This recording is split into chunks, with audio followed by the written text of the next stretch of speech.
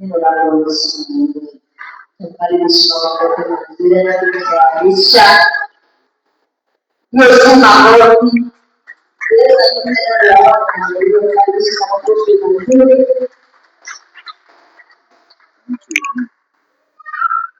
haleluya. Haleluya. Bwana asifiwe. Mimi namshukuru Bwana ni kwa sababu ya asubuhi ya leo na kwa sababu ya neema yake. Umbali huu amenileta, nasema yeye ndiye Ebeneza. Bwana asifiwe. Pia nawashukuru nyote ambao umeingia siku ya leo ili kumpa Bwana chakula chake, ili kumshukuru Bwana, kumwambia Bwana ni asante, ni kwa sababu ya wiki nzima, kwa sababu ya mwezi mzima, kwa sababu ya mwaka mzima. Bwana asifiwe. Muda huo wote ambao umekaa, ungekuwa na magonjwa, ungepata ajali, unayo sababu ya kumshukuru na kumuinua Bwana. Haleluya. Tuenda katika neno la Bwana katika kitabu cha Nehemia.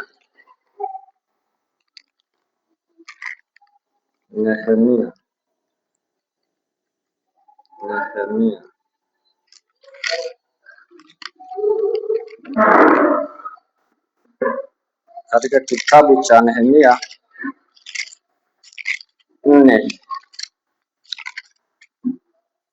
Nehemia 4 kuanzia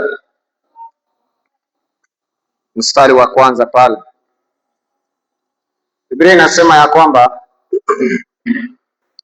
lakini ikawa Sanbalati aliposikia ya kwamba tulikuwa tukijenga ukuta, akaghadhabika, akaingiwa na uchungu sana, akawadhihaki Wayahudi, akanena mbele ya nduguze na mbele ya jeshi la Samaria akisema, Wayahudi hawa wanyonge wanafanyaje? Je, watajifanyizia boma? Watatoa dhabihu au watamaliza katika siku moja? Je, watayafufua mawe katika chungu hizi za kifusi, nayo yameteketezwa kwa moto? Basi Tobia Mwamoni alikuwa karibu naye, akasema, hata hiki wanachokijenga, angepanda mbweha angeubomoa ukuta wao wa mawe. Sikia Mungu wetu, maana tunadharauliwa, ukawarudishie mashutumu yao juu ya vichwa vyao, ukawatoe watekwe katika nchi ya uhamisho, wala wasistiri uovu wao, wala wasifutwe dhambi yao mbele zako, kwa maana wametukasirisha mbele ya hao wanaojenga. Basi tukaujenga ukuta, na ukuta wote ukaungamanishwa kiasi cha nusu ya kimo chake, maana watu walikuwa na moyo wa kufanya kazi. Haleluya. Nikiangalia habari za Nehemia,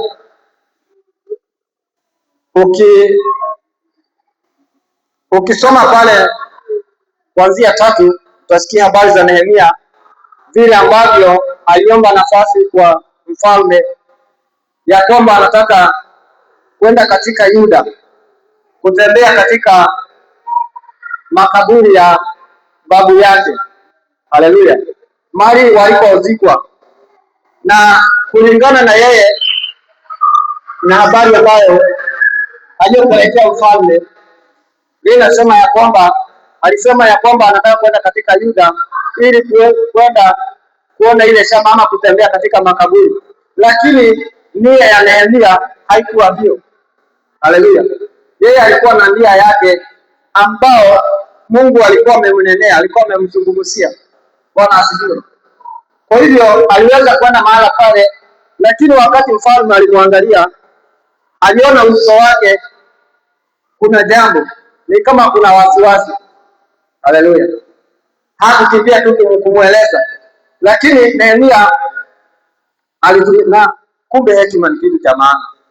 Bwana asifiwe. Unaweza kuwa unaweza saidika mahali, lakini kwa kukosa hekima unakuta ya kwamba hauwezi fanikiwa. Haleluya! Maana wakati mwingine mdomo inateleza, wakati mwingine unakuta ya kwamba unaongea tu pasipo kuelewa nini ambayo kiko mbele yako. Lakini Biblia inasema ya kwamba Nehemia akamwomba mfalme, akasema mfalme na aishi milele. Haleluya! Kwanza akatangulia kumsifu, haleluya, na kumuonesha ukuu wake. Ndipo naye mfalme akamwambia, hebu nieleze ni nini ambacho hasa kinakusumbua, niambie shida yako ni nini, maana ninaona ya kwamba una jambo. Bwana asifiwe. Na ndipo akaweza kujielezea na akasema ya kwamba jinsi ambavyo anavyotaka kwenda kutembea katika Yuda, katika shamba la babu zake. Lakini maandiko inasema ya kwamba alipopewa nafasi na baba akaomba nyaraka na fedha kwa sababu ya kwenda kulipa kodi katika ile sehemu ili aweze kuruhusiwa. Bwana asifiwe. Maana ni maeneo kwa maeneo mengine, kwa hivyo pande ile kuna sheria zake na yeye hapo pande ile. Kwa hivyo akienda huko ili aweze kuruhusiwa kupita, kuna zile nyaraka ambazo atalipa ili aweze kupewa nafasi. Biblia inasema ya kwamba Nehemia akaweza kwenda katika ile sehemu, lakini yeye tu katika moyo wake ndiye anajua nini ambayo inampeleka huko. Bwana asifiwe. Mfalme hakujua, na hata wenye walikuwa naenda naye hawakujua kwamba ni nia gani ambayo ako nayo. Na rasmi wakati mwingine ni vizuri na ni vyema, kuna mambo mengine Mungu anaweza akakuzungumzia, unachukua hatua mwenyewe. Maana unaweza pengine kuileta, sio kila habari utakuja kuambia watu. Bwana asifiwe. Sio kila ripoti utaleta. Haleluya. Maana Ibilisi naye ni mjanja, si amejua ya kwamba unazungumziwa. Sasa wakati unapeleka ile ripoti, naye anachukua nafasi kwa mtu mwingine. Inaweza kuwa ni mtu ambaye unaamini sana, mtu ambaye umeweka katika moyo wako. Haleluya. Mtu ambaye ako karibu na wewe, maana hawezi akatumia mtu mwenye ako mbali. Haleluya. Utamshuku, lakini huyu mwenye ako karibu hautamshuku kwa urahisi. Utafikiria pengine tu ni naitwa waje, anakupea tu advice vile ambavyo utakavyofanya. Lakini Nehemia alijua ya kwamba hili jambo ambalo nataka kulifanya, nikilisema nitaleta upingamizi mwingi, pengine hata mfalme mwenyewe angemruhusu. Bwana asifiwe. Na wakati aliweza kufika katika ile sehemu ya Yuda, Biblia inasema ya kwamba katika masaa ya usiku akatokea mlango wa nyuma. Kumbe alikuwa anaenda kuona ya kwamba ule ukuta, maana alikuwa tayari na ripoti vile ambavyo mambo yalifanyika. Na sasa Mungu amemzungumzia kuhusu lile jambo. Na kumbuka wale watu ambao walifanya hicho kitendo hawezi hata hilo jambo likafanyika tena. Lakini nafurahi kwa sababu ya Mungu, maana anapokutuma anakutumia wasaidizi, watu ambao wanakushikilia. Haleluya. Watu wa moyo wako, watu ambao watakusikiza. Bwana asifiwe. Maana ukienda na watu ambao hawakusikizi, mambo yako haiwezi kuzaa. Bwana asifiwe. Na ndio maana Musa anatumwa kwa neno na Haruni. Haleluya. Kwa sababu atamsaidia hapa na pale. Mungu alijua kwamba huyu mtu wataweza kusaidiana. Kwa hivyo Nehemia akatoka masaa ya usiku. Hata wale watu wa huko hawakujua, hakuna hata mtu alimuona. Ukisoma hiyo inaelezea katika 3. Ukisoma utasikia kwamba vile ambavyo alitokea mlango wa nyuma, akaenda kuangalia vile ambavyo ukuta ambao umebomolewa na vile imeharibika, na katika moyo wake akahuzunika, akasikia uchungu. Haleluya! Biblia inasema ndipo akamwomba Mungu na wale watu ambao alikuwa nao, akamwambia kwamba vile ambavyo mambo yamekaa na ukuta ambao sasa, akaweza kuleta ile message ambayo Mungu alikuwa amemtuma ili wakaweza kuelewa hasa nini wanataka kufanya. Na Biblia inasema ya kwamba hakuna mtu ambaye alipingana naye. Haleluya! Wakaungamana na mara hiyo wakaanza kujenga ukuta. Walikuwa wanajenga ukuta usiku na mchana, lakini kumbe kuna watu ambao walikuwa wanafurahia lile jambo. Kuna watu ambao walikuwa wanafurahia uharibifu ili wakaweza kupata nafasi katika nchi hiyo. Ndio hawa watu ambao wanaitwa akina Sanbalati na Tobia. Haleluya! Walipoona ya kwamba kwani ukuta ulikuwa unaendelea, kwani ukuta tena ulikuwa unajengwa, wakaanza hata kupanga, wakatuma ujumbe ya kwamba tukiwaona hapo tena nyinyi tutawamaliza nyinyi wote. Haleluya! Lakini Nehemia akamuomba Mungu na akatia wale watu moyo. Sasa kazi ilikuwa silaha pande hii, kijiko pande hii, na mwingine anashika kapio pande hii na panga pande hii. Haleluya! Wakaendelea kujenga ukuta. Wale jamaa wanakuja sasa, wakaona ya kwamba kwa vita hawataweza. Haleluya! Chungana na maneno ya kinywa. Maneno ya kinywa inakuwa hatari sana. Haleluya! Kwa sababu ukiangalia Baraka na Balaam wakati aliitwa kulaani wana wa Israeli. Haleluya! Salienda akaona haiwezekani. Bwana asifiwe. Lakini najua kuna njia nyingine alitumia ili kuweza kuleta unajisi katika Israeli. Alianza kuleta, nitatumia neno gani?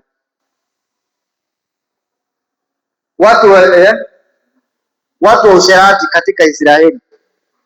Haleluya! Maana lengo lao lilikuwa ni ya kwamba kuharibu uhusiano wa wana wa Israeli na Mungu. Bwana asifiwe. Maana hiyo ndio kazi ya Ibilisi. Na ukiangalia Biblia ya kwamba Sanbalati hiyo ndio ilikuwa kazi yao, mpaka wanamtishia Nehemia. Bwana asifiwe. Anaambia si kuja tukutane, lakini hajua nani apite hapo. Akiambiwa aende, yeye aende, anatuma tu ujumbe. Bwana asifiwe. Na jinsi ambavyo walikuwa wakiambiwa na kuzungumzwa na hao maadui, hawakuacha kufanya kazi. Haleluya! Walikuwa wakiendelea jinsi ilivyo hata siku ya leo. Wakati unamtumikia Mungu, wakati unajipeana kwa Mungu, kuna mtu anakaa anajiuliza, huyu mtu anaenda kufanya nini mwaka kwa mwaka? Kwani ana kazi ya kufanya? Haleluya! Hana shughuli, kwani hakuoni na haja na pesa? Bwana asifiwe. Mwingine akaniuliza siku nyingine hapo, niliona nikicheza muziki, akaniambia kwamba sikoni hata kwa basi unaweza kuja utuimbie. Haleluya! Nikamwambia ndio, ni mzuri, lakini mahali nilipo mimi sifanyagi hiyo. Kama ni kwa kusudi iko sawa, kanisani iko sawa, kwa kesha iko sawa, lakini hapo kuna lenyewe. Bwana asifiwe. Haleluya! Ni kukata kauli. Lakini mwingine anaona ya kwamba ni muda unapoteza. Ninaona kwamba hata kuna waimbaji wengine, mtu anakuja anaanza na injili na anaimba vizuri kabisa, unarudi unasikia anakwambia kwamba hii mambo ya injili naona haina pesa, wacha niende pande ile mwingine. Haleluya! Lakini ukumbuke mambo yote yatafika mwisho. lakini neno la Mungu litaishi milele. Bwana asifiwe. Kile ambacho nachokifanya ni kwa sababu ya Mungu, ndicho kitadumu milele. Haleluya. Hicho ndicho kitakachokumbukwa. Bwana asifiwe. Mahali ulichukua sehemu, mahali ulimpendeza Mungu, ndio utakayehesabiwa. Haleluya. Kuna my friend, sitamtaja kwa jina, aliweza kunifurahisha siku moja sana. Aliona nimetoa nyimbo na nimeziweka kwa mtandao. Unajua wakati unafanya kitu unaweza kuwa unatia mtu moyo ama unavunja mtu moyo. Haleluya. Wale mashahidi ambao wamekuzunguka ni wengi. Haleluya. Na ndipo unakutana ya kwamba mtu wa Mungu akifanya makosa hivi, hata mtu mijuani unakutana anajua mambo. Bwana asifiwe. Lakini mtu mwingine hana shughuli. Ule jamaa kumbe aliona nyimbo akasema kumbe nimepata nafasi. Kumbe ni mwimbaji na ajue vile ambavyo ataenda kwa studio. Haleluya. Mimi hata pasipo kujua nilikuta mtu amenitafuta mpaka kanisani. Nilikuwa ninaendelea na ibada, nikaona mtu amekaa huko. Tulikuwa tunafanya kazi naye mahali. Mimi hakuniambia mambo ya nini kama hiyo. Lakini aliweza kutafuta mpaka akanifikia. Akaniambia kwamba najua niliona umetoa, hiyo ndio neno alitumia. Nikajua kwamba sasa basi mlango nimepata mlango. Nikasema amina. Kwa sababu kama kazi inaonekana, utukufu kwa Mungu. Haleluya. Bwana asifiwe. Maana mambo ya injili haiendaji vile ambavyo sisi wenyewe tunadhania. Unaweza fanya kitu kwa na lengo hili, lakini ya Mungu iendaji hivi. Inaenda kwa wakati wake. Haleluya. Huyo jamaa na tukaenda na yeye. In fact hata nilimpeleka paka huko. Na hata alikuwa na wimbo mzuri sana ya injili. Lakini usiposimama na ukajielewe, pande nyingine inaga mchezo. Haleluya. Kuingia haitakuwa kazi ngumu. Bwana asifiwe. Baada ya mwaka moja tukaongea. Yeye niambia siku hizi ana perform kwa bar. Yeye anaenda kucheza. Hata nilimuuliza si uniitie huko hata mimi nikuje niibage. Akaniambia mtu wa Mungu ukikuja huko utaanguka. Haleluya. Hivyo ndio alinijibu ya kwamba huku ukikuja utaanguka kwa Nairobi. Nikamuuliza kwa nini? Mimi unajua siku hizi naenda classes, siku hizi mimi naimba kwa bar. Yaani tayari ameshaakili ya kwamba yeye na Mungu waliachana. Bwana asifiwe. Na kuna neno ambalo watu huwa wanatumia sana ya kwamba mimi niliwacha kanisa lakini sijawacha Mungu. Hiyo ni uongo wa shetani. Haleluya. Ikiwa haupendi kanisa, hii ina maana haupendi Mungu. Haleluya. Maana kuna kitu ambacho huwezi achanisha. Hauwezi achanisha Mungu na kanisa. Bwana asifiwe. Utasemaje unapenda Mungu na upendi kazi yake? Bwana asifiwe. Si tusemezane ukweli. Unasema unapenda Mungu lakini kazi yake hauipendi. Kwani kanisa inakuwa ni ya mtu? Haleluya. Si ni kazi ya Mungu? Ama hapa ukikuja hapa jioni unaenda kutoa mshahara?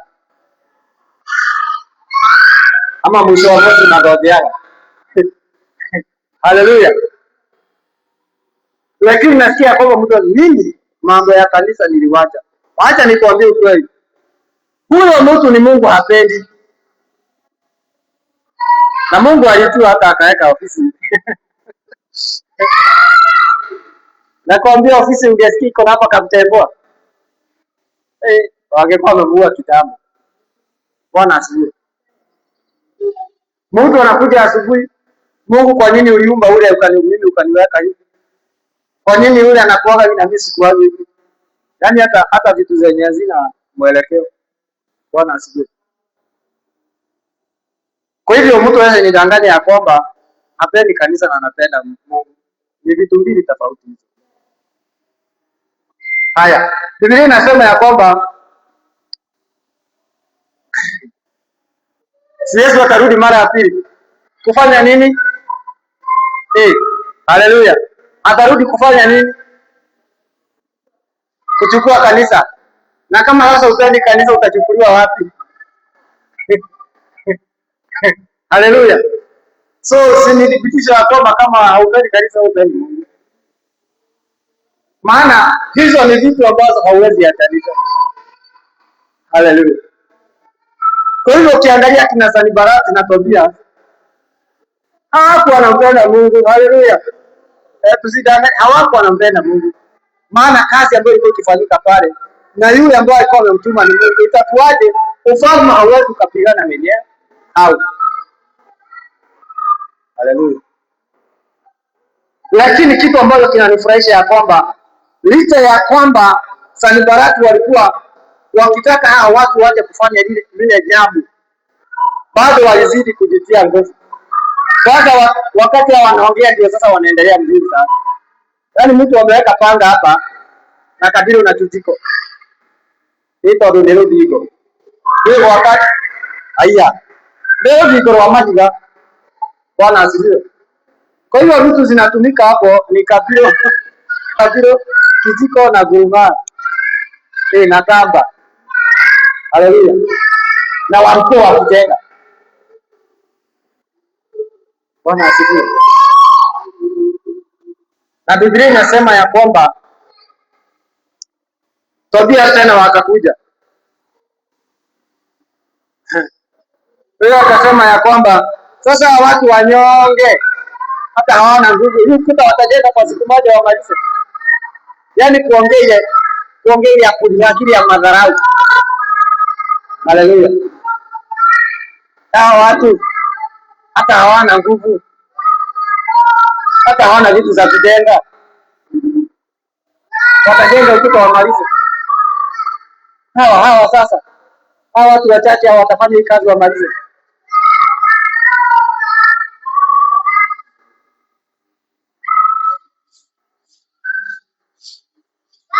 Tobia akasema ya kwamba kwa sababu walikuwa wote wawili, akasema ya kwamba wacha hata hivyo wenye wanajenga hapo, hii ukuta hata wakijenga wamalize, na mboe hakuje hapo anapita na hii ukuta. Bwana asifiwe. Maneno ambayo yalikuwa ni ya uchungu, na wale watu walikuwa wanafanya kazi ngumu.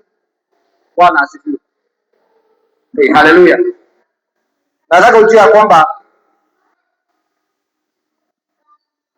Shetani huwa anatafuta njia nyingi katika maisha ya mwanadamu. Anaweza kuja upande wa kazi aone hapo hataweza. Haleluya. Akikuja kupiga kwa njia maombi pale anaona huyu jamaa sitaweza. Haleluya. Pia kwa maneno. Bwana asifiwe. Maneno ya kinywa yana nguvu. Lakini kuna kitu ambacho Nehemia akamwomba Bwana.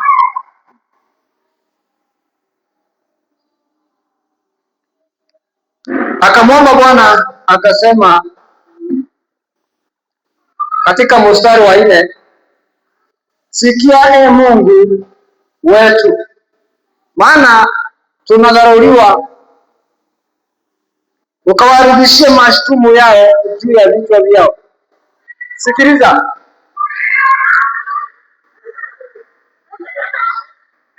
Hao walipozungumza akina Tobia na Sanbalati walipozungumza maneno, naye Nehemia alienda mbele za Mungu. Haleluya. Akayarudisha ile maneno. Akasema ya kwamba Bwana sikia, Mungu, tunadharauliwa na kudhihakiwa, ukawarudishie mashtumu yao. Yaani maneno ambayo wanatutakia yakawarudie kwa vichwa vyao. Haleluya. hiyo matukano ikawafuate wao. Na tena ukiendelea nasema ya kwamba na uovu huo usiondolewe mbele zako, ikumbukwe. Kwa hiyo anazungumza mpaka kwa kizazi. Bwana asifiwe. Hakuzungumza tu maneno, alizungumza na akasema ya kwamba na hiyo jambo, uovu huo usisahaulike mbele zako. Bwana asifiwe. Na Biblia inasema nini? Tunachokifunga hapa kinafungwa wapi? Na tunachokifungua. Kwa hivyo si kuna mahali ya watu wamefungwa, maana Nehemia aliwaachia Mungu. Haleluya. Hakutaka kupigana, hata hakuchukua nafasi. Hata silaha ambazo walikuwa nazo zilikuwa za kujikinga in case wakuje. Haleluya. Sasa tutangoja tena mtuue.